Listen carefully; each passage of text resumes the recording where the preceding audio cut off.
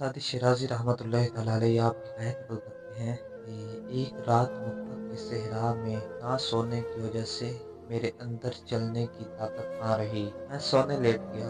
मैंने ऊँट वाले से कहा, मुझे छोड़ जा। बेचारे पैदल चलने वाले का पैर कितना चले, जबकि बख्ती ऊँट भी बोझ उठाने से आजिज़ आ जाए।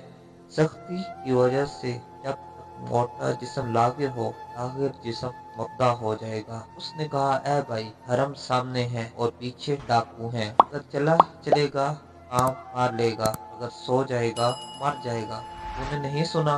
लोगों ने कहा है, बियाबान के रास्ता में इक्कर के दरख्त के तले सो जाना अच्छा मालूम होता है, पूछ की रात में, लेकिन जान को खैर बात कह देना चाहिए।